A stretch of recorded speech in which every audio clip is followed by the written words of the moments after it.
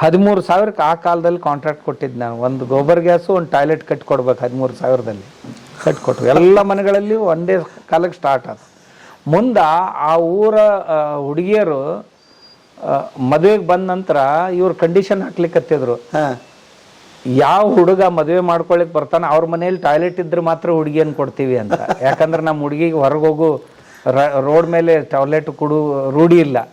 ಆದ್ದರಿಂದ ನಿಮ್ಮ ಮನೆಯಲ್ಲಿ ಟಾಯ್ಲೆಟ್ ಇದ್ರೆ ಕೊಡ್ತೀವಿ, ಇರದೇ ಇದ್ರೆ ವರದಕ್ಷಿಣೆ ಬದಲಾಗಿ ನಾವು ಒಂದು ಟಾಯ್ಲೆಟ್ ಕಟ್ಕೊಡ್ತೀವಿ ನಿಮಗೆ. ಅಯ್ಯೋ ಅದ್ಭುತ ಇದೆ. ಸಾರ್ವಜನಿಕ ಸ್ಥಾನವನ್ನು ಹೊಲಸು ಮಾಡಿದ್ರೆ ನಮ್ಮ ಸಂವಿಧಾನದಲ್ಲಿ ಸೆಕ್ಷನ್ 52 ಅಥವಾ 56 ಇದೆ. ಅದ್ರ ಪ್ರಕಾರ 1,600 ರೂಪಾಯಿ ದಂಡ. ಸಾರ್ವಜನಿಕ ಸ್ಥಾನಗಳನ್ನು ಹೊಲಸು ಮಾಡಿದರೆ 1,600 ರೂಪಾಯಿ ದಂಡ ವಿಧಿಸಬೇಕು ಅಂತಿದೆ. ನಮ್ಮಲ್ಲಿ ಸೋಯಾಬೀನು ಎಕರೆಗೆ 18 ಕ್ವಿಂಟಲ್ ಸೋಯಾಬೀನ್ ತಗೊಳ್ತಾ ಇದ್ದಾರೆ ರೈತರು. ಸರ್ಕಾರ 8 ಕ್ವಿಂಟಲ್ ಬೆಳೆದ್ರೆ ಸಾಕಂತ ಹೇಳ್ತಾರೆ ಸೋಯಾಬೀನ್ ರಿಸರ್ಚ್ ಸೆಂಟರ್ದವರು. ಆದರೆ ನಾವು ನಮ್ಮ ಬೀಜ ತಯಾರು ಮಾಡಿ ಈ ಡಿಸ್ಟಿಕ್ನಲ್ಲಿ ನಮ್ಮ ಬೀಜ ಅಂದ್ರೆ ಭಾಳ ಫೇಮಸ್ಸು. ಸಿದ್ದಗಿರಿ ಮಠದ ಬೀಜ ಅಂದರೆ ನಾವೇನೂ ಇಲ್ಲ ಅಂದ್ರೆ ಒಂದು 50 ಲಕ್ಷ ರೂಪಾಯಿ ಬೀಜ ಮಾರಾಟ ಮಾಡ್ತೀವಿ. ಬೇರೆ ಬೇರೆ ಭತ್ತ ಅದು ಇದು ಎಲ್ಲ. ಬರ್ರಿ ಬೀಗ್ರ ಊಟ ಮಾಡೋಣ.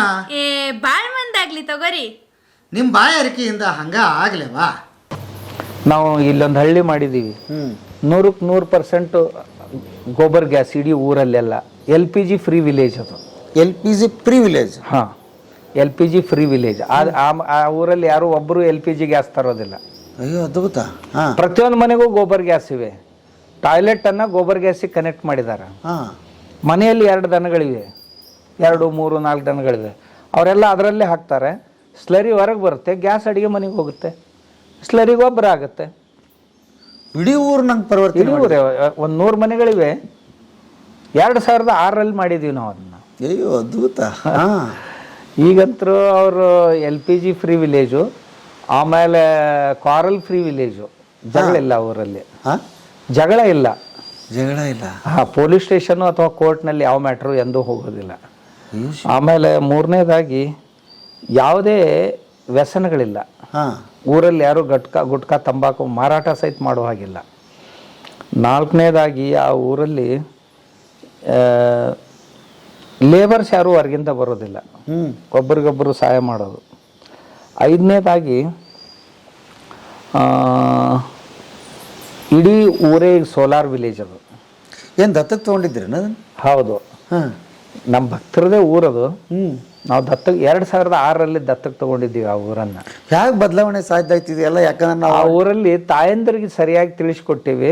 ಅವಾಗ ವಾರಕ್ಕೊಂದು ದಿವಸ ಊರಿಗಾಗಿ ಅಂತ ಒಂದು ಮನೆಯಿಂದ ಒಬ್ಬ ಮನುಷ್ಯ ಊರಿಗಾಗಿರು. ಇಡೀ ಗ್ರಾಮದ ಸ್ವಚ್ಛತೆ, ಆಮೇಲೆ ಗ್ರಾಮದ ಒಳಗಡೆ ಸುತ್ತಮುತ್ತಲಿನ ರಸ್ತೆಗಳೆಲ್ಲ ಚೆನ್ನಾಗಿ ಮಾಡೋದು. ಆಮೇಲೆ ಯಾರ್ಯಾರು ಎನ್ಕ್ರೋಚ್ಮೆಂಟ್ ಮಾಡಿರ್ತಾರೆ ರೋಡ್ ಮೇಲೆ, ಅವೆಲ್ಲ ಎನ್ಕ್ರೋಚ್ಮೆಂಟ್ಗಳನ್ನು ತೆಗೆದು ಹಾಕ್ಬೇಕು ತಮ್ಮನ್ನು ತಾವೇ. ಅವ್ರಿಗೆ ಮೋಟಿವೇಶನ್ ಮಾಡಿ ಅದನ್ನ ತೆಗಿಸಿದೀವಿ. ಆಮೇಲೆ ಪ್ರತಿಯೊಬ್ಬರ ಮನೆ ಎದುರಿಗೆ ಸಸಿಗಳನ್ನು ಹಾಕಿದ್ದೀವಿ. ಈಗ ಅವ್ರೇನೋ ಕಾಂಕ್ರೀಟೀಕರಣ ಮಾಡಕ್ಕೆ ಹೋಗಿ ಅವ್ನು ತೆಗೆದು ಹಾಕಿದ್ರು. ಆಮೇಲೆ ಯಾರು ಹೊರಗೆ ಶೌಚಕ್ಕೆ ಹೋಗುವಾಗಿಲ್ಲ ಮನೆಯಲ್ಲಿ. ಎಲ್ರಿಗೂ ಒಪ್ಕೊಂಡ್ರು, ಎಲ್ರಿಗೂ ಒಂದೇ ಬ್ಯಾಂಕಿಗೆ ಲೋನ್ ಮಾಡಿಸ್ಕೊಟ್ಟಿದ್ದೆ ಅವ್ರಿಗೆ. ಆಮೇಲೆ 13,000ಕ್ಕೆ ಆ ಕಾಲದಲ್ಲಿ ಕಾಂಟ್ರಾಕ್ಟ್ ಕೊಟ್ಟಿದ್ದು ನಾನು. ಒಂದು ಗೋಬರ್ ಗ್ಯಾಸು ಒಂದು ಟಾಯ್ಲೆಟ್ ಕಟ್ಕೊಡ್ಬೇಕು 13,000ದಲ್ಲಿ ಕಟ್ಕೊಟ್ರು. ಎಲ್ಲ ಮನೆಗಳಲ್ಲಿ ಒಂದೇ ಕಾಲಕ್ಕೆ ಸ್ಟಾರ್ಟ್ ಆದ. ಮುಂದೆ ಆ ಊರ ಹುಡುಗಿಯರು ಮದುವೆಗೆ ಬಂದ ನಂತರ ಇವ್ರು ಕಂಡೀಷನ್ ಹಾಕ್ಲಿಕ್ಕತ್ತಿದ್ರು, ಯಾವ ಹುಡುಗ ಮದುವೆ ಮಾಡ್ಕೊಳಿಕ್ ಬರ್ತಾನೆ ಅವ್ರ ಮನೇಲಿ ಟಾಯ್ಲೆಟ್ ಇದ್ರೆ ಮಾತ್ರ ಹುಡುಗಿಯನ್ನು ಕೊಡ್ತೀವಿ ಅಂತ. ಯಾಕಂದ್ರೆ ನಮ್ಮ ಹುಡುಗಿಗೆ ಹೊರಗೋಗು ರೋಡ್ ಮೇಲೆ ಟಾಯ್ಲೆಟ್ ಕೊಡು ರೂಢಿ ಇಲ್ಲ. ಆದ್ದರಿಂದ ನಿಮ್ಮ ಮನೆಯಲ್ಲಿ ಟಾಯ್ಲೆಟ್ ಇದ್ರೆ ಕೊಡ್ತೀವಿ, ಇರದೇ ಇದ್ರೆ ವರದಕ್ಷಿಣೆ ಬದಲಾಗಿ ನಾವು ಒಂದು ಟಾಯ್ಲೆಟ್ ಕಟ್ಕೊಡ್ತೀವಿ ನಿಮಗೆ. ಅಯ್ಯೋ ಅದ್ಭುತ ಇದೆ. ನಾವು ನಿಮ್ಮ ಮನೆ ಒಳಗೊಂದು ಟಾಯ್ಲೆಟ್ ಕಟ್ಕೊಡ್ತೀವಿ. ಅವ್ರು ನಾಚಿ ಇಲ್ಲ ಬೇಡ ನಮ್ಮನ್ನು ನಾವು ಕಟ್ಕೊಳ್ತೀವಿ ಅಂತ ಟಾಯ್ಲೆಟ್ ಕಟ್ಟಿದ ನಂತರ ಮದುವೆ ಆಗಿವೆ. ಅಯ್ಯೋ ಅದ್ಭುತ. ಇಷ್ಟು ಸರಳ ಹೇಳ್ಬಿಟ್ರಿ. ಈಗ ಇಡೀ ದೇಶನೇ ಅದ್ಭುತ ಆಗ್ಬೋದಲ್ಲ ನಮಗೆ ಇದನ್ನ ಪಾಲಿಸ್ಬಿಟ್ರಿ ಅಂತ. ಬಟ್ ಕಷ್ಟ ಆಗುತ್ತೆ ಮನಸ್ಸು ಮಾಡಿದರೆ. ನಮ್ಮ ಹಳ್ಳಿಗಳನ್ನೆಲ್ಲ ನಾವು 2006-7 ಸುಮಾರಿಗೆ ಇಡೀ ಕೊಲ್ಲಾಪುರ ಜಿಲ್ಲೆಯಲ್ಲೇ ಒಂದು ದೊಡ್ಡ ಅಭಿಯಾನ ನಡೀತು ನಮ್ಮದು. ಒಂದು 4-6 ಜನ ಇದ್ದೀವಿ ನಾವು. ಅದಕ್ಕೆಲ್ಲ ಗೌರ್ಮೆಂಟ್ ಸಪೋರ್ಟ್ ಮಾಡ್ತು. SP ಅವರು, ಕಲೆಕ್ಟ್ರು, ತಹಸೀಲ್ದಾರ್ಸು, BDO, ಎಲೆಕ್ಟ್ರಿಸಿಟಿ ಬೋರ್ಡ್ ಆಫೀಸರ್ಸು ಎಲ್ಲರೂ ಸಪೋರ್ಟ್ ಮಾಡಿದರು. 100% ಬಹಿರ್ ಶೌಚ ಮುಕ್ತ ಗ್ರಾಮಗಳಾಗಲೇಬೇಕು ಅಂತ. ನಮ್ಮ ಡಿಸ್ಟಿಕ್ ಇಂಡಿಯಾದಲ್ಲೇ ಫಸ್ಟ್ ಬಹಿರ್ ಶೌಚ ಮುಕ್ತ. ಹಾಂ, ಕೊಲ್ಲಾಪುರ ಡಿಸ್ಟಿಕ್ಕು 2006ರಲ್ಲಿ 6-7ರಲ್ಲೇ ಯಾರೂ ಹೊರಗಡೆ ಹೋಗುವಾಗಿಲ್ಲ. ಒಂದೊಂದು ಊರಲ್ಲಿ ಮೊದಲು ಹೋಗ್ತಿದ್ರು. ಆವಾಗ ನಾವು ಊರುಗಳಲ್ಲಿ ಯುವಕರ ಪಡೆಗಳನ್ನು ತಯಾರು ಮಾಡಿದ್ದೀವಿ. ಯಾರಾದರೂ ಹೊರಗೆ ಹೋಗಿ ರೋಡ್ ಮೇಲೆ ಕೂಡ್ತಿದ್ರು ಅಂದ್ರೆ ಅವ್ರಿಗೆ ಮೊದಲು ತಿಳಿಸಿ ಹೇಳ್ತಿದ್ರು. ಆದಾಗ್ಯೂ ಹೋದರು ಅಂದ್ರೆ ಅವ್ರಿಗೆ ಸ್ವಲ್ಪ ಗಾಂಧಿಗಿರಿ ಮಾಡೋದು, ಒಂದು ಹೂವು ಕೊಟ್ಟು ನಮಸ್ಕಾರ ಮಾಡಿ ಕೂತಾಗ್ಲೇ ಒಂದು ಹೂವು ಕೊಟ್ಟು ನಮಸ್ಕಾರ ಮಾಡೋದು, ದಯವಿಟ್ಟು ನಾಳಿಂದ ಹೀಗೆ ಮಾಡಬೇಡಿ ಅಂತ ಹೇಳೋದು. ನೀವು ನಿಮ್ಮ ಮನೆಯಲ್ಲೇ ಶೌಚಾಲಯ ಮಾಡಿ ಆದರೂ ಕೇಳದೇ ಇದ್ರೆ ಒಂದು 2 ಸಾರಿ 3 ಸಾರಿ ಹೇಳಿದ ನಂತರ ಅವ್ರನ್ನ ಒಂದು ಗಾಡಿಯಲ್ಲಿ ಹಾಕ್ಕೊಂಡು ಒಂದು 10-15 ಕಿಲೋಮೀಟ್ರ್ ದೂರ ಒಯ್ದು ಬಿಟ್ಟು ಬರ್ತಿದ್ರು. ಅವನು ಹಾಫ್ ಚಡ್ಡಿಯಲ್ಲಿ ಬರ್ತಿದ್ದ, ಕೈಯಲ್ಲಿ ತಂಬಿಗೆ ಹಿಡ್ಕೊಂಡು. ಜನರೆಲ್ಲ ದಾರಿಯಲ್ಲಿ ಕೇಳ್ತಿದ್ರು, ಎಲ್ಲಿ ಹೋಗಿದ್ದೋ ಅಂತ. ಹೊರಕಡೆಗೆ ಹೋಗಿದ್ದೆ ಬಿಟ್ಟು ಬಂದರು, ಹೊರಕಡೆಗೆ ಹೋಗಿದ್ದೆ ಬಿಟ್ಟು ಬಂದರು ಅಂತ ಮರುದಿವ್ಸ ಕಟ್ಕೊಳ್ಳಿಕ್ಕೆ ಆರಂಭ ಮಾಡ್ತಿದ್ದ. ಇನ್ನು ಕೆಲವು ಜನರನ್ನ ಕೋರ್ಟ್ಗೂ ಸಹಿತ ಹಾಜರು ಮಾಡಿದ್ವಿ ನಾವು. ಪೊಲೀಸ್ ಡಿಪಾರ್ಟ್ಮೆಂಟ್ ತುಂಬ ಸಪೋರ್ಟ್ ಮಾಡ್ತು. ಸಾರ್ವಜನಿಕ ಸ್ಥಾನವನ್ನು ಹೊಲಸು ಮಾಡಿದ್ರೆ ನಮ್ಮ ಸಂವಿಧಾನದಲ್ಲಿ ಸೆಕ್ಷನ್ 52 ಅಥವಾ 56 ಇದೆ. ಅದರ ಪ್ರಕಾರ 1600 ರೂಪಾಯಿ ದಂಡ, ಸಾರ್ವಜನಿಕ ಸ್ಥಾನಗಳನ್ನು ಹೊಲಸು ಮಾಡಿದರೆ 1600 ರೂಪಾಯಿ ದಂಡ ವಿಧಿಸಬೇಕು ಅಂತಿದೆ. ಆ ಕಲ್ಮನ್ನು ಹಚ್ಚಿ ಅವ್ರಿಗೆ 1600 ರೂಪಾಯಿ ದಂಡ ಹಾಕ್ಸಿದೀವಿ ನಾವು. ಇನ್ನು 1600 ರೂಪಾಯಿ ದಂಡ ಕಟ್ಟೋಕ್ಕಿಂತಲೂ ಇನ್ನೊಂದು 1600 ಹಾಕಿದ್ರೆ 3000ದಲ್ಲಿ ಟಾಯ್ಲೆಟ್ ಆಗ್ತಿದ್ದವು ಅವಾಗ. ಕಟ್ಕೊಂಡ್ರು ಜನ. ಇಡೀ ದೇಶದಲ್ಲೇ ಈ ಟೋಟಲ್ ಡಿಸ್ಟಿಕ್ಕು. ಅಂದರೆ ನಾವು ಯಾವಾಗಲೂ ಒಂದು ಮಟ್ಟಿಗೆ ಸರ್ಕಾರಗಳನ್ನ ಬೈತಾ ಇರ್ತೀವಿ, ಯೋಜನೆಗಳನ್ನ ಜಾರಿ ತಂದಿರ್ತಾರೆ, ಬಟ್ ಅವ್ರಿಗೆ ಯಾರೋ ಒಂದಿಷ್ಟು ಕಾಯ್ತಾ ಇರ್ತದೆ ಸಮಾಜ, ನಾವು ಸ್ಪಂದಿಸ್ಬಿಟ್ರೆ ಜಾರಿ ಆಗ್ಬಿಡುತ್ತೆ ಆಗುತ್ತೆ. ಅವಾಗ ನಮ್ಮ ಈ BDO ಮತ್ತು ತಹಸೀಲ್ದಾರರು ಯಾರು ಟಾಯ್ಲೆಟ್ ಕಟ್ಕೊಂಡಿಲ್ಲ ಅವ್ರಿಗೆ ಅವಧಿ ಕೊಡ್ತಿದ್ದೀವಿ, ಇಷ್ಟು ತಿಂಗಳಲ್ಲಿ ಕಟ್ಕೋಬೇಕು. ಕೊಡದಿದ್ರೆ ಅವ್ರಿಗೆ ಯಾವುದೇ ಸರ್ಕಾರಿ ಕಾಗದಗಳನ್ನು ಕೊಡಬಾರ್ದು ಅಂತ ಒತ್ತಾಯ ತಂದೀವಿ. ಆಮೇಲೆ ರೇಷನ್ದವ್ರಿಗೆ ಹೇಳಿದ್ವಿ, ತಹಸೀಲ್ದಾರ್ಗೆ ಹೇಳಿ ಇವ್ರಿಗೆ ರೇಷನ್ ಕೊಡಬಾರ್ದು, 2-3 ಟಾಯ್ಲೆಟ್ ಕಟ್ಟುವವರೆಗೂ ರೇಷನ್ ಕೊಡಬಾರ್ದು. ಆಮೇಲೆ ವಾಟರ್ ಸಪ್ಲೈದವ್ರಿಗೆ ಹೇಳಿದ್ವಿ, ಇವ್ರ ಮನೆಗೆ ನೀರು ಕೊಡಬಾರ್ದು ನೀವು ಅಂತ, ಅವ್ರ ನಳ ಕಟ್ ಮಾಡೋದು. ಆಮೇಲೆ 4ನೇದಾಗಿ ಎಲೆಕ್ಟ್ರಿಸಿಟಿ ಬೋರ್ಡ್ನವ್ರಿಗೆ ಹೇಳಿದ್ವಿ, ಎಲ್ಲಿವರೆಗೆ ಇವತ್ತು ಟಾಯ್ಲೆಟ್ ಕಟ್ಕೊಳಂಗಿಲ್ಲ ಅಲ್ಲಿ ತಾನೇ ಒಂದು ಮನೆ ಲೈಟ್ ಕಟ್ ಮಾಡ್ರಿ ಅಂತ. ಅವರೆಲ್ಲ ಕೋಆಪ್ರೇಟ್ ಮಾಡಿದ್ರು. ಅವಾಗ ನಾವು ಕೆಟ್ಟದಕ್ಕೆ ಮಾಡಿಲ್ಲ ಅಥವಾ ಯಾವುದೇ ಬೇರೆ ದುರುದ್ದೇಶದಿಂದ ಮಾಡ್ತಾ ಇಲ್ಲ. ನಿಮ್ಮದು ಒಳ್ಳೇದಾಗ ನಿಮ್ಮ ಮನೆ ತಾಯಂದರು ಮಾನ್ ಮರ್ಯಾದೆಯಿಂದ ಪಾಪ ಇರಬೇಕು ಅನ್ನೋ ದೃಷ್ಟಿಯಿಂದ ನಾವು ಮಾಡ್ತಾ ಇದ್ದೀವಿ, ಇದಕ್ಕೆ ಸಹಕರಿಸ್ಬೇಕು ನೀವು ಅಂದಾಗ ಜನರು ತುಂಬ ಸಹಕರಿಸ್ತಾರೆ. ಓಕೆ, 100% ಶೌಚಮುಕ್ತ ಗ್ರಾಮಗಳಾದವು ಅವಾಗ, ಬಹಿರ್ ಶೌಚ ಮುಕ್ತ. ಓಕೆ. ನಾನು ಈಗ ನೋಡ್ತಿದ್ದೆ, ಒಂದು ದೊಡ್ಡ ಮೀಟಿಂಗ್ ಮಾಡ್ತಾ ಇದ್ರಿ ಎಲ್ಲ ಅಧಿಕಾರಿಗಳನ್ನ ಮಾಡಿ, ಭಾಳ ನನಗೆ ಸೋಜಿಗ ಅಂತ ಅನಿಸ್ತು. ಇರ್ತಾವೆ, ದಿನಾಲೂ ಇದ್ದೇ ಇರ್ತಾವೆ ಯಾವುದಾದ್ರೂ ಬೇರೆ ಬೇರೆ ಬೇರೆ ಬೇರೆ ರೀತಿ. ಓಕೆ, ಬರ್ತಿರ್ತಾರೆ ಜನ. ಅಂದರೆ ಈಗ ಸರ್ಕಾರಿ ಇದು ಅಂತೂ ಏನಿಲ್ಲ, ಅಂದರೆ ಎಲ್ಲರೂ ಅಧಿಕಾರಿಗಳು ಬಂದು ನಿಮ್ಗೆ ರಿಪೋರ್ಟ್ ಮಾಡ್ಬೇಕಂತಿಲ್ಲ, ಇದನ್ನ ಮಾಡ್ಬೇಕಂತ ಏನಿಲ್ಲ. ನಮ್ಮಲ್ಲಿ ನಮ್ಮ ಮಟ್ಟದ ಆಕ್ಟಿವಿಟಿ ಏನಿರ್ತಾವು ನಾವು ಆನ್ಲೈನ್ ರಿಪೋರ್ಟಿಂಗ್ ಸಿಸ್ಟಮ್ ಮಾಡಿದ್ದೀವಿ. ಪ್ರತಿಯೊಂದು ಡಿಪಾರ್ಟ್ಮೆಂಟ್ನವರು ಸಾಯಂಕಾಲ ತಮ್ಮ ರಿಪೋರ್ಟಿಂಗ್ ಕಳಿಸ್ತಾರೆ. ನಮ್ಮ ಡಿಪಾರ್ಟ್ಮೆಂಟ್ನೊಳಗೆ ಇವತ್ತು ಈ ಕೆಲಸ ಆಯಿತು, ಎಷ್ಟು ಹಣ ಬಂದಿದೆ, ಎಷ್ಟು ಹಣ ಹೋಗಿದೆ, ಎಲ್ಲ ಡಿಪಾರ್ಟ್ಮೆಂಟ್ನವರು ಕಳಿಸ್ಕೊಡ್ತಾರೆ. ನಾನೇನು ಕೇಳೋದಿಲ್ಲ ಅವ್ರನ್ನ, ಅವ್ರು ಕಳಿಸ್ಕೊಡ್ತಾರೆ. ಇನ್ನು ಯಾವಾಗಲಾದರೂ ತಿಂಗಳಲ್ಲಿ 2 ತಿಂಗಳಲ್ಲಿ ಒಂದು ಸಾರಿ ಎಲ್ಲರ ಜೊತೆ ಕೂತ್ಕೊಂಡು ಹರಟೆ ಹೊಡೆದು ಇನ್ನಷ್ಟು ಮೋಟಿವೇಶನ್ ಮಾಡಿದ್ರೆ ಇನ್ನಷ್ಟು ಚೆನ್ನಾಗಿ ಕೆಲಸ ಮಾಡ್ತಾರೆ. ಓಕೆ, ಅವ್ರಿಗೆ ಹೇಳಿದ್ದೀನಿ, ನೀವು ಯಾರೂ ನೌಕರರಲ್ಲ ಈ ಮಠದಲ್ಲಿ, ಈ ಕುಟುಂಬದ ಸದಸ್ಯರು ನೀವು. ನಾನು ಕುಟುಂಬದ ಪ್ರಮುಖ, ನೀವೆಲ್ಲರೂ ಈ ಪರಿವಾರದ ಸದಸ್ಯರು. ಸದಸ್ಯರಾಗೆ ಮನೆ ಒಬ್ಬ ಸದಸ್ಯ ಹೇಗೆ ನಡ್ಕೋತಾನೆ ಹಾಗೆ ನಡ್ಕೋಬೇಕು ನೀವು. ನೀವು ನೌಕರರು ಅಂತ ತಿಳ್ಕೊಂಡ್ರೆ ಅಂದ್ರೆ ನೀವರ ಪಾಪ ಮಾಡಿರಿ ಒಂದು, ಇರ್ಲಿಕ್ಕೆ ನಾರ ಪಾಪ ಮಾಡೀನಿ ಅವತ್ತಂತ ತಿಳ್ಕೊತೀನಿ ಒಂದು. ಆಮೇಲೆ ಯಾರಿಗೂ ಯಾರು ಯಾವುದೇ ರೀತಿ ಇದನ್ನು ಒತ್ತಡವನ್ನು ಹಾಕಬಾರ್ದು. ಏನೇ ಮಾಡಿದ್ರು ಪ್ರೀತಿಯಿಂದನೇ ಮಾಡ್ಬೇಕು ಕೆಲಸ. ಆ ರೀತಿ ವಾತಾವರಣ ತಯಾರು ಮಾಡ್ರಿ, ಮಾಡ್ತಾರೆ ಪಾಪ. ಎಲ್ಲರೂ ತಮ್ಮ ಶ್ರದ್ಧೆಯಿಂದ ಪ್ರೀತಿಯಿಂದನೇ ಕೆಲಸ ಮಾಡ್ತಾರೆ. ಆಯಿತು, ಗೋದಾಯಿತು. ನೆಕ್ಸ್ಟು ಗೋಶಾಲೆ ಆದ ನಂತರ ನಾವು ಆರ್ಗ್ಯಾನಿಕ್ ಫಾರ್ಮಿಂಗ್ ಕುರಿತು ಮೇಲಿನ ಮೇಲೆ ಶಿಬಿರಗಳನ್ನು ಮಾಡ್ತೀವಿ. ಸುಮಾರು ಒಂದು 30 ವರ್ಷದಿಂದನೂ ಮಾಡ್ತಾಯಿದ್ದೀವಿ. ಈಗ ಆ ಜವಾಬ್ದಾರಿಯನ್ನು ನಮ್ಮ ಕೃಷಿ ವಿಜ್ಞಾನ ಕೇಂದ್ರ ಇದೆ ನಮ್ಮ ಮಠದ್ದೊಂದು, ಆ ಕೃಷಿ ವಿಜ್ಞಾನ ಕೇಂದ್ರದವ್ರು ಈಗ ಆ ಜವಾಬ್ದಾರಿ ತೊಗೊಂಡಾರ. ಮತ್ತು ಅರ್ಧ ಕೊಲ್ಲಾಪುರ ಡಿಸ್ಟ್ರಿಕ್ಟು ಅವ್ರ ಕಡೆ ಇದೆ. ಹಳ್ಳಿಗಳಿಗೆ ಹೋಗಿ ರೈತರಿಗೆ ತಿಳುವಳಿಕೆ ಕೊಡೋದು, ಒಳ್ಳೆಯ ಬೀಜಗಳನ್ನು ಕೊಡೋದು, ಮಾರ್ಗದರ್ಶನ ಮಾಡೋದು, ಮಾಡಿ ಅವರ ಜೀವನ ಪದ್ಧತಿಯನ್ನು ಜೀವನ ಮಟ್ಟವನ್ನು ಸುಧಾರಿಸುವಂತೆ ಮಾಡೋದು, ಈ ಕೆಲಸ ಮಾಡ್ತಾ ಇದ್ದಾರೆ ಈಗ ಅವರು. ಇದು ಕೃಷಿ ವಿಶ್ವವಿದ್ಯಾನಿಲಯ ಮಟ್ಟದ ಅಥವಾ ಸರ್ಕಾರ? ಇದು ಕೇಂದ್ರ ಸರ್ಕಾರದ್ದು. ಕೇಂದ್ರ ಸರ್ಕಾರ. ಹಾಂ, ಅವಾಗ ಕೃಷಿ ಮಂತ್ರಿಗಳು ಒಂದು ಸಾರಿ ಬಂದಿದ್ದರು ನಮ್ಮ ಮಠಕ್ಕೆ. ಇದನ್ನೆಲ್ಲ ನೋಡಿದ್ರು, ನಿಮ್ಮದು ಆಲ್ರೆಡಿ ಒಂದು ಯೂನಿವರ್ಸಿಟಿ ಇದ್ದ ಹಾಗಿದೆ ನಿಮ್ಮ ಮಠ, ನೀವು ಒಂದು ಕೃಷಿ ವಿಜ್ಞಾನ ಕೇಂದ್ರ ಯಾಕೆ ತೊಗೋಬಾರ್ದು ಅಂದರು. ನೀವು ಕೊಟ್ರೆ ತೊಗೊಳ್ತೀನಿ ಅಂದೆ, ಕೊಟ್ರವರು. ಆ ನಂತರ ಬಂದಾಗಿ ಹೋಯ್ತು, ಕೃಷಿ ವಿಜ್ಞಾನ ಹಂಚೋದೇ ಬಂದ್ ಮಾಡಿದರು. ಇನ್ನೇನೋ ಕೊಡ್ತಾರೆ ಅನ್ಸುದ್ದಿ, ಆದರೆ ಕೊಟ್ಟರು. 16 ಜನ ಸ್ಟಾಫ್ ಇರುತ್ತೆ ಅದಕ್ಕೆ, ಅವ್ರು ಸಂಬಳ ಕೊಡ್ತಾರೆ ಪ್ರತಿ ತಿಂಗಳು. ಆಮೇಲೆ ಇನ್ಫ್ರಾಸ್ಟ್ರಕ್ಚರ್ ಮಾಡ್ಕೊಳ್ಳಿಕ್ಕೆ ಹಣನೂ ಕೊಡ್ತಾರೆ. ಕೆಲಸ ನಾವೆಲ್ಲ ಆಯೋಜನೆ ಮಾಡಿ ನಾವು ಕೆಲಸ ಮಾಡ್ಬೇಕು ರೈತರಿಗೆ. ನಮ್ಮದು ಫೇಮಸ್ ಆಗಿ ಕೆಲಸ ಮಾಡ್ತಾ ಇದ್ದಾರೆ, ನಮ್ಮ ಸೈಂಟಿಸ್ಟ್ ಭಾಳ ಒಳ್ಳೆಯವರಿದ್ದಾರೆ. ಹಳ್ಳಿಗಳಲ್ಲಿ ಹೋಗಿ ರೈತನ ಜೊತೆ ಸೇರಿ ಅವ್ರಿಗೆ ಒಳ್ಳೆ ಮಾರ್ಗದರ್ಶನ ಮಾಡಿ ಹೇಗೆ ಬಿತ್ತಬೇಕು, ಹೇಗೆ ಉತ್ತಬೇಕು. ಇನ್ನು ಕೆಲವು ಜನರು ಸೈಂಟಿಸ್ಟ್ ಹೇಗಿರ್ತದೆ ಅವ್ರಿಗೆ ಏನೂ ಬರ್ತಿರಂಗಿಲ್ಲ, ರೈತರಿಗೇನು ಹೇಳೋರು.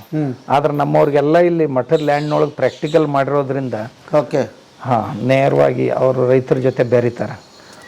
ರೈತನಿಗೆ ಹಣ ಬರುತ್ತೆ, ಇವ್ರ ಮಾರ್ಗದರ್ಶನದಿಂದ ನಮ್ಮದು ಸುಧಾರಣೆ ಆಗುತ್ತೆ ಅಂತ ಗೊತ್ತಾದ್ರೆ ಅವರೇ ಹುಡುಕ್ತಾ ಬರ್ತಾರೆ ಇವ್ರನ್ನ. ಇವರು ಹೋಗ್ತಾರೆ, ಹಳ್ಳಿಗೆ ಹೋಗ್ತಾರೆ. ಏನು ಹೇಳ್ಕೊಡ್ತೀರಿ ಅವ್ರಿಗೆ? ಈಗ ತಲಾಂತರದಿಂದ ಅವ್ರ ತಾತ ಮುತ್ತಾತ ಅವರೆಲ್ಲ ಕೃಷಿ ಮಾಡ್ಕೊಂಡು ಬಂದಿದ್ದಾರೆ. ಅಂಥದ್ದೊಂದು ಪ್ರಶ್ನೆ ಮೂಡಿತ್ತು. ಮತ್ತೆ ಇವ್ರು ಅವ್ರನ್ನ ಇಲ್ಲಿ ಕರ್ಕೊಂಡು ಬರ್ತಾರೆ, ಕರ್ಕೊಂಡು ಬಂದು ತೋರಿಸ್ತಾರೆ. ನೋಡಪ್ಪ ಹೀಗಾಗಿದೆ, ಈಗ ಮಾಡಿದೀವಿ, ಹೀಗಾಗಿದೆ, ನಿನಗೆ ಮಾಡ್ಲಿಕ್ಕೆ ಆಗುತ್ತೆ ನೋಡು. ನಾವು ಕೆಲವೊಂದು ಇತ್ತೀಚೆಗೆ ನಾವು ಈಗೊಂದು ಸ್ಟಾರ್ಟ್ ಮಾಡ್ತಾ ಇದ್ದೀವಿ ಒಂದು ಯೋಜನೆಯನ್ನು. ಏನು ಅಂದರೆ, ನಾವು ಹೇಳಿದ ಹಾಗೆ ಈ ಪರಿಕರಗಳನ್ನು ಬಳಸಿ ಕೃಷಿ ಮಾಡಿದರೆ ನಿನ್ನ ಅಪೇಕ್ಷೆ ಎಷ್ಟಿದೆ ಹೇಳು, ಅಷ್ಟು ಬಂದರೆ ಸರಿ, ಬರದೇ ಇದ್ರೆ ಹಣ ನಾವು ತುಂಬಿಕೊಡ್ತೀವಿ. ಮೊದಲೇ ಗ್ಯಾರಂಟಿ. ಈಗ ನಾವು ಈ ಸಾರಿ ಆ ಯೋಜನೆಯನ್ನು ಮಾಡಿದ್ದೀವಿ. ಎಷ್ಟು ಎಕರೆ ಮಾಡ್ತೀರಿ? ಎಷ್ಟು ರೈತರಿಗೆ ಮಾಡ್ತಾ ಇದ್ದೀವಿ. ನಮ್ಮ ಕೃಷಿ ವಿಜ್ಞಾನ ಕೇಂದ್ರಕ್ಕೆ ಆ ಜವಾಬ್ದಾರಿ ವಹಿಸ್ಕೊಟ್ಟಿದ್ದೀವಿ. ಕಬ್ಬು, ನಮ್ಮಲ್ಲಿ ಕಬ್ಬೆ ಮೇನ್. ಇದು ಒಂದು ಎಕರೆಗೆ 40 ಟನ್ ತಗೊಳ್ತಾರೆ ಇಲ್ಲಿ ಮ್ಯಾಕ್ಸಿಮಮ್. ಎಲ್ಲ ಒಂದು 2% ಜನ ಹೆಚ್ಚು ತಗೋಬೋದು. ನಾವು ಅವ್ರಿಗೆ 60 ಟನ್ ಕಬ್ಬಿನ ಗ್ಯಾರಂಟಿ ಕೊಡ್ತೀವಿ. ನಾವು ಯಾವ್ಯಾವ ತಿಂಗಳಿನಲ್ಲಿ ಏನೇನು ಹೇಳ್ತೀವಿ ಅದನ್ನೆಲ್ಲ ನೀವು ಮಾಡಬೇಕು. ಮಾಡಿದರೆ 60 ಟನ್ ಕಬ್ಬು ಬಂತು ಸರಿ, 60 ಟನ್ಗಿಂತಲೂ ಕಡಿಮೆ ಬಂದರೆ ಆ ಹಣ ನಾವು ತುಂಬಿಕೊಡ್ತೀವಿ. ಅದು 60 ಟನ್ನಲ್ಲಿ 80 ಟನ್ ಬರುತ್ತೆ. ನೀವು ಮಾಡ್ದಂಗೆ ಮಾಡಿಬಿಟ್ರೆ? ಮಾಡಿಬಿಟ್ರೆ ಬಂದೇ ಬರುತ್ತೆ. ಓಕೆ, ರೈತರ ವಿಶ್ವಾಸ ಬೆಳೆಯುತ್ತೆ. ಮಾಡ್ತಾರೆ ರೈತರಿಗೆ ನಮ್ಮ ಭೂಮಿಗಿಂತಲೂ ಚೆನ್ನಾಗಿ ಬೆಳೀತಾ ಇದ್ದಾರೆ, ನಮ್ಮ ಮಠಕ್ಕಿಂತಲೂ ಚೆನ್ನಾಗಿ ಅವರೇ ಮಾಡ್ತಾ ಇದ್ದಾರೆ. ನಮ್ಮಲ್ಲಿ ಸೋಯಾಬೀನು ಎಕರೆಗೆ 18 ಕ್ವಿಂಟಲ್ ಸೋಯಾಬೀನ್ ತಗೊಳ್ತಾ ಇದ್ದಾರೆ ರೈತರು. ಸರ್ಕಾರ 8 ಕ್ವಿಂಟಲ್ ಬೆಳೆದ್ರೆ ಸಾಕಂತ ಹೇಳ್ತಾರೆ ಸೋಯಾಬೀನ್ ರಿಸರ್ಚ್ ಸೆಂಟರ್ದವರು. ಆದರೆ ನಾವು ನಮ್ಮ ಬೀಜ ತಯಾರು ಮಾಡಿ, ಈಗ ಡಿಸ್ಟಿಕ್ನಲ್ಲಿ ನಮ್ಮ ಬೀಜ ಅಂದ್ರೆ ಭಾಳ ಫೇಮಸ್. ಸಿದ್ದಗಿರಿ ಮಠದ ಬೀಜ ಅಂದರೆ ನಾವೇನೂ ಇಲ್ಲ ಅಂದ್ರೆ ಒಂದು 50 ಲಕ್ಷ ರೂಪಾಯಿ ಬೀಜ ಮಾರಾಟ ಮಾಡ್ತೀವಿ. ಬೇರೆ ಬೇರೆ ಭತ್ತ, ಅದು ಇದು ಎಲ್ಲ. ಬೀಜ ಸಂಗ್ರಹ ಇಲ್ಲಿ ಮಾಡಿದ್ದೀರಿ? ನಮ್ಮದು ಬೀಜ ಪ್ರಸಂಸ್ಕರಣೆ ಕೇಂದ್ರನೇ ಮಾಡಿದ್ದೀವಿ. ಅದಕ್ಕೆಲ್ಲ ಮಷಿನರಿ ತಂದು ಹಾಕಿದ್ದೀವಿ. ಮೊದಲು ಬೀಜಗಳನ್ನು ಸ್ವಚ್ಛ ಮಾಡೋದು, ಆನಂತರ ಸೆಪ್ರೇಷನ್ ಮಾಡೋದು 2-3 ಗ್ರೇಡ್ನೊಳಗೆ. ಅತಿ ಸಣ್ಣ, ಮಧ್ಯಮ ಮತ್ತು ದೊಡ್ಡ ಕಾಳುಗಳು. ಆ ದೊಡ್ಡ ಕಾಳುಗಳನ್ನು ಮಾತ್ರ ನಾವು ಬೀಜಕ್ಕಂತ ಕೊಡ್ತೀವಿ. ಆ ಕಾಳುಗಳು ತುಂಬ ಚೆನ್ನಾಗಿ ರಿಸಲ್ಟ್ ಕೊಡ್ತಾವೆ. ಮಾರ್ಕೆಟ್ನಲ್ಲಿ ಹೊರಗಿನ ಕಾಳುಗಳು ಒಂದೊಂದು ಸಾರಿ ಫೇಲ್ ಆದ್ರೆ ಇವತ್ತಿನವರೆಗೂ ನಮ್ಮ ಕೃಷಿ ವಿಜ್ಞಾನ ಕೇಂದ್ರದ ಬೀಜಗಳು ಫೇಲ್ ಆಗಿಲ್ಲ. ಅಂದರೆ ನೀವೇ ರೈತರಲ್ಲಿ ಆರ್ಗ್ಯಾನಿಕ್ ಆಗಿ ನಮ್ಮ ರೈತರೇ ಬೆಳೆದಂಥವು ನಾವು ಅವ್ರಿಗೆ ಬೈಬ್ಯಾಕ್ ಗ್ಯಾರಂಟಿ ಕೊಟ್ಟಿದ್ದೀವಿ. ನೀವು ಬೆಳೀರಿ, ಮಾರ್ಕೆಟ್ ರೇಟ್ಗಿಂತಲೂ ನಾವು ಇಷ್ಟು ಹಣ ನಿಮಗೆ ಹೆಚ್ಚು ಕೊಡ್ತೀವಿ. ಹಂಗೆ ಎಷ್ಟು ರೈತರು ಎಷ್ಟು ಎಕರೆದಲ್ಲಿ ಆಗಿದೆ? ಸುಮಾರು ಒಂದು 200-300 ರೈತರಿಂದ ತಗೊಳ್ತಾ ಇದ್ದಾರೆ. ಈಗ ಸಾವಕಾಶವಾಗಿ ಅವರ ಸಂಖ್ಯೆ ಹೆಚ್ಚಾಗ್ತಾ ಹೋಗುತ್ತೆ. ಓಕೆ, ನಾವೀಗ ಎಲ್ಲಿ ನಿಮ್ಗೆ ಇದು ದಾರಿ ತಪ್ಪಿತು ಅನ್ಸುತ್ತೆ? ನಾನಂತೂ ಇದರಲ್ಲಿ ಒಂದಿಷ್ಟು ನಾವೇ ಹೇಳೋರೇ ದಾರಿ ತಪ್ಪಿಸಿದೀವಿ ಅಂತ ಒಂದಿದೆ. ಅವ್ರಿಗೆ ಕಾಡು ಕೃಷಿ ಅಂತ ಹೇಳ್ತೀವಿ, ಸಾವಯವ ಅಂತ ಹೇಳ್ತೀವಿ, ಅದಕ್ಕೆ 108 ಹೆಸರುಗಳನ್ನ ತಂದುಬಿಟ್ಟಿದ್ದೀವಿ. ಎಲ್ಲಿ ಬದಲಾಯಿತು ಮತ್ತು ಹೇಗೆ ಸರಿ ಹೋಗ್ಬೇಕು ಅಂತ ಅನ್ಸುತ್ತೆ? ಏನಿಲ್ಲ, ಇದಕ್ಕೆ ಒಂದೇ ರಸಾಯನ ಮುಕ್ತ ಕೃಷಿ ಇಷ್ಟೇ ಹೇಳಿಬಿಡ್ಬೇಕು. ರಸಾಯನ ಸಾವಯವನೋ, ಸೇಂದ್ರಿಯನೋ, ನೈಸರ್ಗಿಕನೋ, ಪಾರಂಪರಿಕನೋ, ಹಿಂಗೆ 100 ಹೆಸರಿನಲ್ಲೇ ಜಗಳಾಡೋದಕ್ಕಿಂತಲೂ ರಸಾಯನ ಮುಕ್ತ ಕೃಷಿ ಅಂತಿಷ್ಟು ಅಂದ್ರೆ ಸಾಕು. ಇರ್ಲಿಕ್ಕಂದ್ರೆ ಪಾರಂಪರಿಕ ಕೃಷಿ ಅಂದ್ಬಿಡಿ, ಎಷ್ಟಂದ್ರೆ ಸಾಕು. ಆ ಹೆಸರುಗಳ ಜೊತೆ ಜಗಳ ಮಾಡಬಾರ್ದು ಯಾವಾಗಲೂ. ನಮ್ಗೆ ಎಲ್ರನ್ನೂ ಕರ್ಕೊಂಡು ಹೋಗ್ಬೇಕಾಗಿದೆ. ಕೆಲವು ಜನ ಅಲ್ಲೇ ಆ ಗೂಟಕ್ಕೆ ತಮ್ಮನ್ನು ಕಟ್ಕೊಂಡು ಅದ್ರ ಸುತ್ತನೇ ಸುತ್ತಾಡ್ತಾ ಇದ್ದಾರೆ. ಅವ್ರೇನು ಹೇಳ್ತಾರೆ, ನೀವು ಹಿಂಗೆ ಭಾಷಣ ಮಾಡೋದು ಚೆನ್ನಾಗಿರುತ್ತೆ, ನೀವು ಬರ್ರಿ ಹೊಲಕ್ಕೆ ಗೊತ್ತಾಗುತ್ತೆ, ನಮಗೆ ನೀವು ಹೆಂಗೆ ಬದುಕ್ತಾ ಇದ್ದೀರೋ ಅಷ್ಟು ತಿಂಗಳು ಖರ್ಚು ನಮಗೂ ಇದೆ, ನನ್ನ ಮಕ್ಕಳು ಇಂಗ್ಲೀಷ್ ಮೀಡಿಯಂ ಸ್ಕೂಲಲ್ಲಿ ಓದ್ತಾ ಇದ್ದಾರೆ, ಅವ್ರಿಗೆ ಖರ್ಚುಗಳಿದೆ, ಎಲ್ಲವೂ ಈಗ ಹಳ್ಳಿ ಮೊದಲಿನಂಗೆ ಇಲ್ಲೇ ಇಲ್ಲ, ಅವರು ಕೂಡ ಸಿಟಿ ಲೆವೆಲಿಗೆ ಬಂದ್ಬಿಟ್ಟಿದ್ದಾರೆ. ನಾನು ಅದನ್ನು ನಿರ್ವಹಣೆ ಮಾಡಬೇಕು ಅಂತಂದರೆ ಕೆಮಿಕಲ್ ಹಾಕಿ ತೆಗಿಲೇಬೇಕು, ಬೇಗ ಬರಬೇಕು ಬೆಳೆ ಮತ್ತು ಗ್ಯಾರಂಟಿ ಬರಬೇಕು, ಇಳುವರಿ ಜಾಸ್ತಿ ಬರಬೇಕು. ಇದು ಹೆಂಗೆ ಅದರಲ್ಲಿ ಬರ್ತದೆ ಅನ್ನೋದು ಪ್ರಶ್ನೆ ಅವ್ರದ್ದು. ಅದೇ ಅವರು ನಾನು ಹೇಳೋದೇನು, ನಾನೇನು ಹೇಳ್ತಾ ಇದ್ದೀನಿ, ನೀರಲ್ಲಿ ಜಿಗಿ, ನನಗೆ ಈಜಾಡ್ಲಿಕ್ಕೆ ಕಲಿಸ್ತೀನಿ. ಅವ ಅಂತಾನೆ ಈಜಾಡಕ್ಕೆ ಬರೋವರೆಗೂ ನಾನು ನೀರಲ್ಲಿ ಜಿಗಿಯೋದಿಲ್ಲ. ನೀರಲ್ಲಿ ಬೀಳಾರ್ದೆ ಈಜಾಡ್ಲಿಕ್ಕೆ ಬರೋದೇ ಹಾಗೆ. ನೀನು ಇಷ್ಟೆಲ್ಲ ಮಾಡಬೇಡ, ಒಂದು 10 ಗುಂಟೆನ ಮಾಡು, 20 ಗುಂಟೆನ ಮಾಡು, 1 ಎಕರೆ ಮಾಡು, ಮೊದಲು ಮಾಡಿ ಅನುಭವ ತಗೋ, ಆವಾಗ ಹೇಳು ಇದು ಸರಿನೋ ತಪ್ಪು ಅಂತ. ನೀನು ಅದರಲ್ಲಿ ಜಿಗಿಲಾರ್ದನ ಇಲ್ಲೇ ಮೇಲೆ ನಿಂತ್ಕೊಂಡ ಮಾತಾಡಿದೆ, ನಿನ್ನ ಆಯುಷ್ಯದಾಗ ನೀ ಎಂದೂ ಉದ್ಧಾರ ಆಗುವವನಲ್ಲ, ಎಂದೂ ಉದ್ಧಾರ ಆಗ. ಈಗ ಅವನಲ್ಲಿ ಒಂದು ಪ್ರಶ್ನೆ ಉತ್ತರ ಎರಡೂ ಇದೆ ಅವನ ಹತ್ರ. ನಾನು ಹಾಳು ಮಾಡಿ ನಿಜಪ್ಪ, ಅದು ಸರಿ ಹೋಗ್ಬೇಕಂದ್ರೆ ಕೆಲವು ಜನರು ನಾವು ರಸಾಯನ ಮುಕ್ತ ಕೃಷಿ ಮಾಡ್ತೀವಿ ಅಂತ ತಿಳ್ಕೊಂಡು ಏನೂ ಮಾಡದೇ ಇರೋದೇ ಇದು ಸಾವಯವ ಕೃಷಿ ಅಂತ ಈ ರೀತಿನೂ ಮಾಡಿದ. ಏನೂ ಮಾಡುವಾಗಿಲ್ಲ, ಹೋಗೋದು ಖಾಲಿ ಹೊಲದಲ್ಲಿ ಏನಾದರೂ ಬಿತ್ತಿ ಬಿಡೋದು, ಕೊಯ್ಲಿಕ್ಕೆ ಹೋಗೋದು, ಕಸನೂ ತೆಗಿಯೋ ಆಗಿಲ್ಲ, ಏನು ಅದಕ್ಕೆ ಸ್ಪ್ರೇನು ಮಾಡೋ ಆಗಿಲ್ಲ, ಏನು ಗೊಬ್ಬರನೂ ಸಾವಯವ ಏನೂ ಹಾಕೋದಿಲ್ಲ, ಏನೂ ಮಾಡದೇ ಇರೋದೇ ಸಾವಯವ ಕೃಷಿ. ಇದು ಒಂದು ತಪ್ಪು ತಿಳುವಳಿಕೆ. ಈಗ ಶ್ರೀಲಂಕಾದವ್ರು ಮಾಡಿದಾರಲ್ಲ ಹಾಗದು, ಏನೂ ಮಾಡಲಿಲ್ಲ ಅವರು. ಅಲ್ಲ, ಅಲ್ಲಿ ಅವ್ರು ಏನು ಹೇಳ್ತಾರೆ, 3 ವರ್ಷ ಕಾಯ್ಬೇಕಿದ್ ಕಾಣ್ತಿದೆ, ಅದು ಸರಿನಾ? ಇಲ್ಲ, ಏನಿಲ್ಲ, 8 ದಿನದಲ್ಲಿ ಆಗುತ್ತೆ. ಇಷ್ಟು ವರ್ಷ ಕೆಮಿಕಲ್ ಮಾಡ್ಕೊಂಡು ಬಂದಿದ್ದು 8 ದಿನದಲ್ಲಿ ನೋಡ್ರಿ ನೀವು. ಈಗ ಜೀವಾಮೃತ ಆಗಿರ್ಲಿ, ಗೋಕೃಪಾಮೃತ ಆಗಿರ್ಲಿ, ಒಂದು ಡಬ್ಬಿ ಒಂದೇ ಕಡೆ ಸುರಿ ಬಿಡ್ರಿ, ಒಂದೇ ಕಡೆ ಸುರಿ ಬಿಡ್ರಿ, ನಿಮ್ಗೊಂದು 8 ದಿನದಾಗ ಎರೆಹುಳುಗಳು ಸಣ್ಣ ಸಣ್ಣ ಸಣ್ಣ ಸಣ್ಣ ಮ್ಯಾಗ ಬರ್ಲಾಕ್ ಶುರು ಆಗ್ತಾವ, ಬುಗು ಬುಗು ಬುಗು ಅಂತ. ಹಾಗೆ ನೀವು ಅದ್ರ ವ್ಯವಸ್ಥೆ ಮಾಡಿದ್ರಿ ಭೂಮಿದು ಅಂದ್ರೆ ಭೂಮಿ 8 ದಿನದೊಳಗೆ ಸುಧಾರಣೆ ಆಗುತ್ತೆ. ಓಹೋ, ಇದು ಕೂಡ ತಪ್ಪು ಕಲ್ಪನೆ ಇದೆ ಹಂಗಾರೆ. 3 ವರ್ಷ ಬೇಕು, ಅವಾಗ ಅದು ಆಗಿರುತ್ತೆ, ಯಾಕಂದ್ರೆ ಇಷ್ಟು ದಿವಸ ಹಾಳು ಮಾಡಿದಿರಿ ಅಂತ ಇತ್ತು. ಸೊ ನೀವು ಹೇಳಿದ ಪ್ರಕಾರ 8 ದಿವಸ ಸಾಕು. ಮಾಡಿ ನೋಡ್ರಲ್ಲ, ಏನು ಅಂಥದ್ದೇನು ಕಠಿಣ ಇದೆ ಅದ್ರೊಳಗೆ. ಈಗ ಕಣ ಮಾಡ್ತಿದ್ರು ಹಿಂದಕ್ಕೆ, ಕಣ ಮಾಡಿದ ಜಾಗದಾಗ ಮುಂದೆ 3-4 ವರ್ಷಗಟ್ಟಲೆ ಬೆಳೆ ಯಾವಾಗಲೂ ಎತ್ತರ ಇರ್ತಿತ್ತು. ಏನು ಯಾರಿಗೆ ಹೇಳೋ ಅವಶ್ಯಕತೆ ಇದೆ? ಯಾಕೆ ಹಂಗಾಯ್ತು ಅಂದ್ರೆ ಕಣದ ದಂಡಿಗೆ ದನಗಳು ಕಟ್ತಿದ್ರು, ಕಣ ಸಗಣಿಲೆ 2-3 ಸಾರಿ ಸಾರಿಸ್ತಿದ್ರು ರಾಶಿ ಇದು ಮುಗಿಯೋವರೆಗೆ, ಸೀಸನ್ ಮುಗಿಯೋದ್ರೊಳಗೆ. ಅಷ್ಟೇ 4-6 ಗುಂಟೆ ಭೂಮಿ ಇತರ ಹೊಲದೊಳಗಿನ ಭೂಮಿಗಿಂತಲೂ ಯಾವಾಗಂತಲೂ ಚೆನ್ನಾಗಿರ್ತಿತ್ತು ಬೆಳೆ, ಅದಕ್ಕೆಂದೂ ರೋಗ ಬರ್ತಿರ್ಲಿಲ್ಲ, ಯಾವ ಹುಳುಗಳು ಅದ್ರ ಮೇಲೆ ಬರ್ತಿರ್ಲಿಲ್ಲ. ಯಾಕಂದ್ರೆ ದಷ್ಟಪುಷ್ಟ ಇದ್ದವನ ಹತ್ರ ಯಾವ ರೋಗಗಳು ಬರೋದಿಲ್ಲ. Survival of the fittest. ಯಾವ ಜೋರು ಇರ್ತಾನೆ ಅವನ ಹೆಸರು ಯಾರು ತಗೊಳ್ಳೋದಿಲ್ಲ. ಹಾಗೆ ಬೆಳೆಗಳದು ಹಾಗೆ, ಯಾವ ಫಿಟ್ ಇರ್ತಾನೆ ಅವನ ಹತ್ರ ಯಾವ ಹುಳುಗಳು ಬರೋದಿಲ್ಲ. ಬೆಳೆಗಳು ಅಲ್ಲೇ ಕುಯ್ಯಿ ಅಂತ ಕುಂತು ಅಂದ್ರೆ ಎಲ್ಲ ರೋಗಗಳು ಅದ್ರ ಮೇಲೆ ಅಟ್ಯಾಕ್ ಮಾಡ್ತಾವ. ಅದಕ್ಕೆ ನಾವು ಮಣ್ಣು ಸುಧಾರಿಸ್ಬೇಕು ಮೊದಲು, ಬೆಳೆಗಳನ್ನಲ್ಲ, ಮಣ್ಣು. ಈಗ ಇನ್ನೊಂದು ಪ್ರಶ್ನೆ ದುತ್ತಂತ ಬಂದು ನಿಂತ್ಕೊಳ್ಳುತ್ತೆ. ಆಯ್ತಪ್ಪ, ನೀವು ಹೇಳಿದ್ದೆಲ್ಲ ಮಾಡ್ರಿ, ರೈತನಿಗೆ ಒಂದೇ ಒಂದು ಪ್ರಾಬ್ಲಮ್ ಇದೆ, ಇಲ್ಲಿವರೆಗೆ ತಲಾಂತರದಿಂದ ಮಾತಾಡ್ತಾನೆ ಇದ್ದೀವಿ. ಒಂದು ಬೆಂಕಿ ಪಟ್ಟಣಕ್ಕೆ ನಿಗದಿ ಆಗಿದೆ, ಏರ್ಪಿನ್ನಿಗೆ ನಿಗದಿ ಆಗಿದೆ, ಬೆಲೆ ನಮ್ದು ಆಗಿಲ್ಲ. ಮಾರುಕಟ್ಟೆ ಸಣ್ಣ ಪ್ರಮಾಣದಲ್ಲಿ ಆದರೆ ಸಾಧ್ಯ, ಅವನು ಹೊತ್ಕೊಂಡೋಗಿ ಮಾರ್ಕೆಟಲ್ಲಿ ಮಾರ್ಕೊಂಡು ಬರ್ಬೋದು. ಎಲ್ಲ ದೊಡ್ಡ ದೊಡ್ಡ ಇಳುವರಿದಾರರು ಏನು ಮಾಡೋದು ಅನ್ನೋದು ಪ್ರಶ್ನೆ ಬಂದಿದೆ. ಅದಕ್ಕೆ ಏನಾಗಿದೆ, ನಮ್ಮ ಜನರಲ್ ತಪ್ಪು ಪ್ಯಾರಿಷಬಲ್ಲು, ನಾನ್ ಪ್ಯಾರಿಷಬಲ್ಲು ಅಂದರೆ ನಾಶವಾಗುವಂಥ ಪದಾರ್ಥಗಳು, ನಾಶವಾಗದ ಪದಾರ್ಥಗಳು. ನಾವು ನಾಶವಾಗದಂಥ ಪದಾರ್ಥಗಳಿಗೆ ನಿಶ್ಚಿತ ಬೆಲೆಯನ್ನು ಇಟ್ಕೋಬೋದು. ನನ್ನ ಗಿರಾಕಿ ಬಂದಾಗ ನಾನು ಮಾರಾಟ ಮಾಡ್ತೀನಿ. ನಮ್ಮ ರೈತನ ಸಾಮಗ್ರಿಗಳೆಲ್ಲ ಪೆರಿಷಬಲ್ಲು ಅಂದ್ರೆ ನಾಶವಾಗುವಂಥವು. ಈಗ ತರಕಾರಿ ಅಂತೂ 1 ದಿವಸನೂ ಇಡ್ಲಿಕ್ಕಾಗೋದಿಲ್ಲ, ಮರುದಿವ್ಸನೇ ಮಾರಾಟ ಮಾಡಬೇಕು. 3 ದಿವಸಕ್ಕಿಂತಲೂ ಹೆಚ್ಚು ತರಕಾರಿ ಇಟ್ಕೊಂಡ್ರೆ ಮುಂದೆ ಲಾಸ್ನೇ ಆಗ್ತಾ ಹೋಗುತ್ತೆ. ಆಮ್ಯಾಗ ರೈತರಲ್ಲಿ ಸಂಘಟನೆ ಇಲ್ಲ, ಪರಸ್ಪರ ಯಾರು ಏನು ಮಾಡಬೇಕು ಮುಟ್ಟಬೇಕು ಅನ್ನೋ ವಿಚಾರ ಇಲ್ಲ. ರೈತರು ಇಲ್ಲಿ ನಮ್ಮಲ್ಲಿ ಮಹಾರಾಷ್ಟ್ರದಲ್ಲಿ ಆ ಊರಿನ ಜನ ಎಲ್ಲ ಒತ್ತಟ್ಟಿಗೆ ಸೇರ್ತಾರೆ.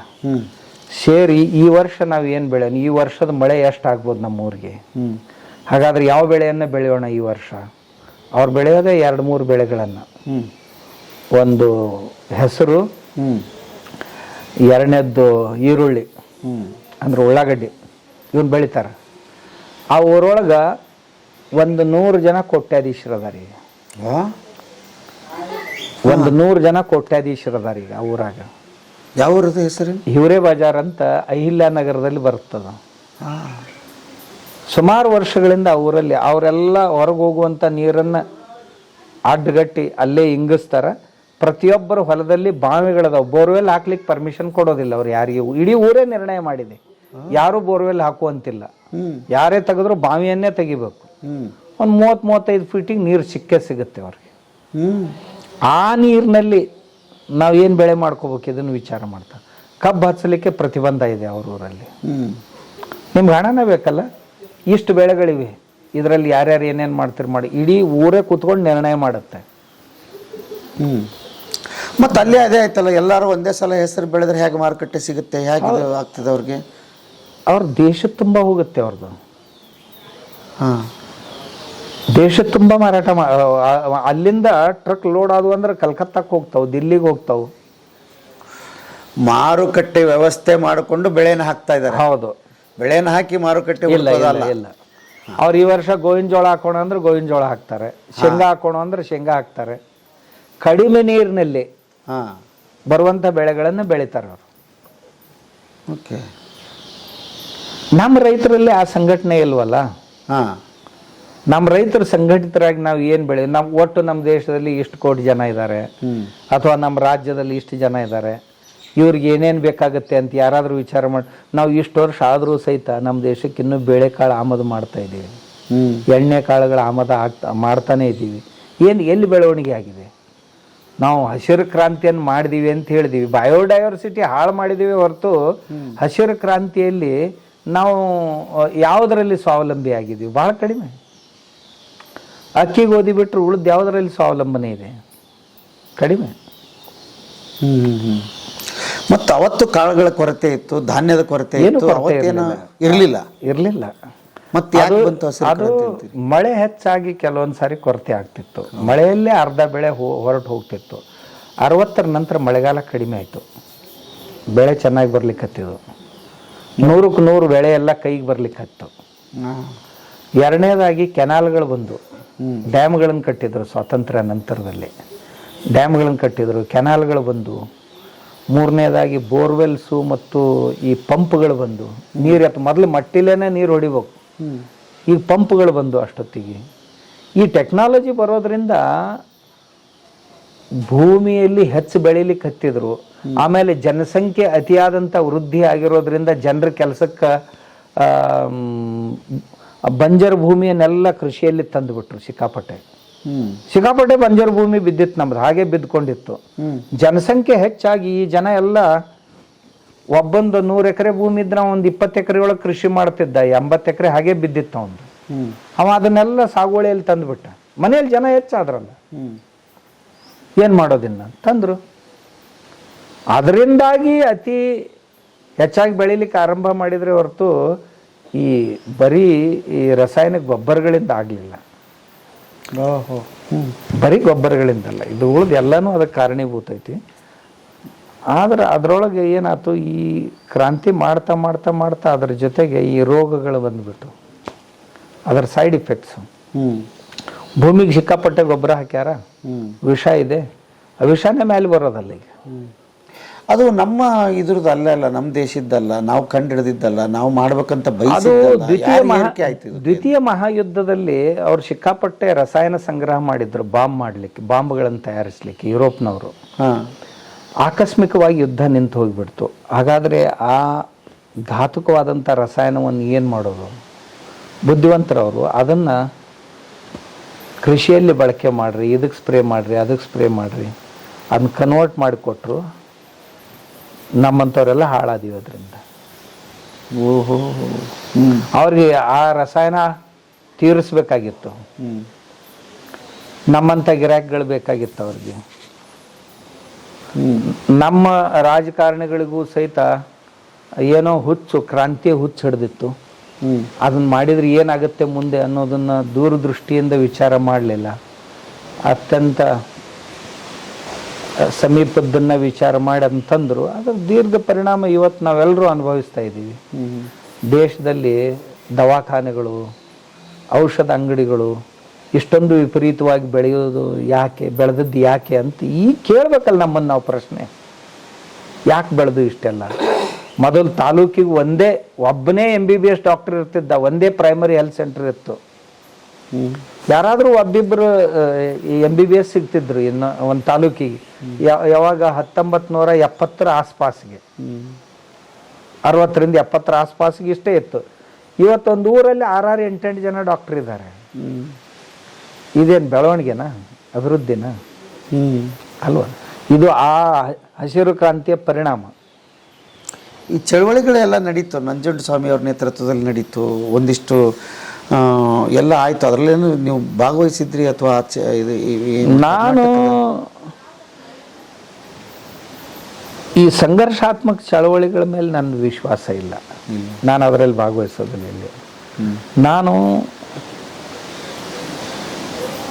ಈ ಕ್ರಿಯೇಟಿವ್ ಏನು ಕೆಲಸ ಮಾಡೋರು ಇದಾರಲ್ಲ, ರಚನಾತ್ಮಕ ಕಾರ್ಯಗಳನ್ನು ಮಾಡುವಂಥವ್ರು, ಸಂಘಟನೆಗಳಿವೆ, ಆದರೆ ರಚನಾತ್ಮಕ ಕಾರ್ಯಗಳಲ್ಲಿ ವಿಶ್ವಾಸ ಇಡುವಂಥವ್ರು, ಹೋರಾಟ ಮಾಡಿ ಬಹಳ ಏನನ್ನು ಸಾಧ್ಯ ಮಾಡ್ಕೊಳ್ಳಿಕ್ಕೆ ಆಗೋದಿಲ್ಲ, ಬಹಳ ದಿವಸ ಉಳಿಯೋದಲ್ಲ ಅದು. ಆದರೆ ರಚನಾತ್ಮಕ ಕಾರ್ಯಗಳಲ್ಲೇ ತೊಡಗಿದೀವಿ ಅಂದ್ರೆ ದೊಡ್ಡ ಕ್ರಾಂತಿ ಆಗುತ್ತೆ. ಆ ಕೆಲಸ ನಾನು ಅದರಲ್ಲಿ ವಿಶ್ವಾಸ ಇಡ್ತೀನಿ. ಓಕೆ. ಈ ಆಂದೋಲನ ಮಾಡೋದ್ರಲ್ಲಿ ವಿಶ್ವಾಸ ಇಡೋದಿಲ್ಲ. ಆಂದೋಲನದಲ್ಲಿ ಏನೋ ಒಂದಿಷ್ಟು ಭ್ರಷ್ಟಾಚಾರ ಕಡಿಮೆ ಮಾಡಿ 4 ದುಡ್ಡು ಹೆಚ್ಚಿಗೆ ಪಡ್ಕೋಬೋದು. ಆದರೆ ಟೋಟಲ್ ಸಿಸ್ಟಮ್ ಇಂಪ್ರೂವ್ಮೆಂಟ್ ಮಾಡಬೇಕಲ್ಲ.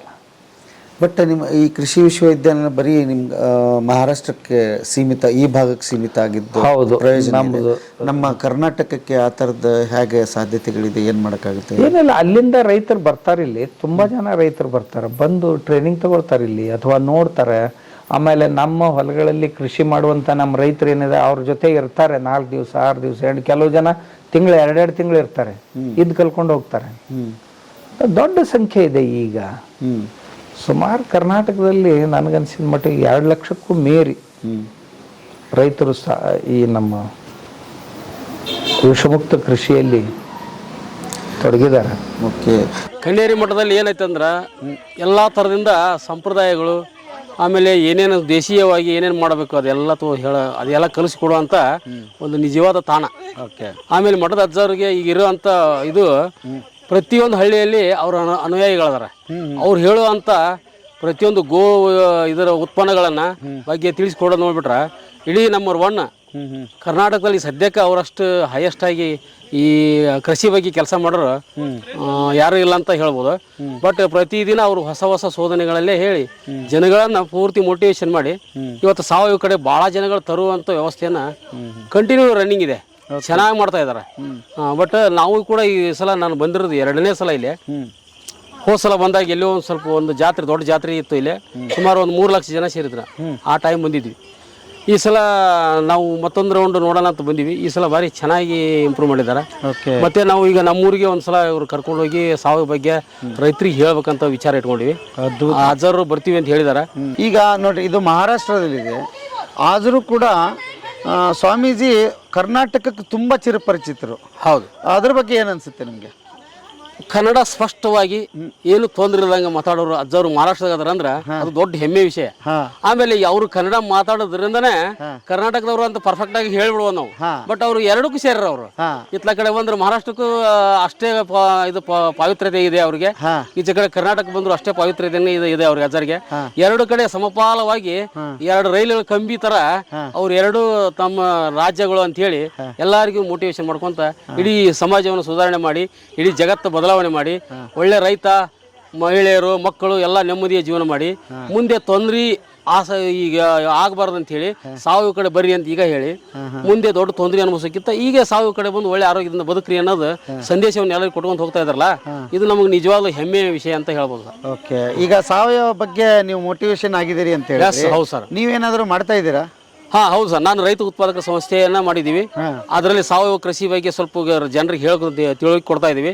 ನಾವು ಕೆಮಿಕಲ್ ಕೊಡಲಾರ್ದ ಸಾವಯವ ಕೃಷಿಗೆ ಇರುವಂತ ಏನು ಕೆಲವೊಂದಿಷ್ಟು ಆರ್ಗ್ಯಾನಿಕ್ ಗೊಬ್ಬರಗಳನ್ನು ರೈತರಿಗೆ ಕೊಟ್ಟು ನಮ್ಗೆ ಎಷ್ಟು ಸಾಧ್ಯ ಆಗುತ್ತೆ ಅಷ್ಟು ರೈತರನ್ನ ಬದಲಾವಣೆ ಮಾಡ್ಬೇಕಂತ ನಾವು ಕಣ್ಣೇರಿ ಮಠದ ಅಜ್ಜಾರ ಮೋಟಿವೇಶನಿಂದ ನಾವು ಮತ್ತೆ ನಮ್ಮ ಕಪ್ಪತ್ಗುಡ್ಡದ ಅಜ್ಜಾರ್ ಒಬ್ರು ಅದಾರ ಅವರೊಬ್ರು ಇವ್ರ ಮೋಟಿವೇಶನಿಂದ ನಾವು ರೈತರಿಗೆ ಸ್ವಲ್ಪ ಬದಲಾವಣೆ ಮಾಡ್ಕೊಂತ ಹೊಟ್ಟಿವಿ 10 ಮಂದಿಗೆ ಹೇಳಿದ್ರೆ 3 ಮಂದಿ ಮಾಡ್ತಾರೆ ಮತ್ತೆ ಅದು ಕಾಲಕ್ರಮೇಣ ಹಿಂಗೆ ಸ್ವಲ್ಪ ಬೆಳೆಸ್ಕೊಂತ ಹೋದ್ರೆ ಬರ್ತಾರ ನಾಳೆ ಇವತ್ತೆಲ್ಲ ನಾಳೆ ಸುದ್ದ ಆಗ್ತಾರೆ ಅನ್ನೋ ಕಾನ್ಫಿಡೆಂಟ್ ನಮಗಿದೆ.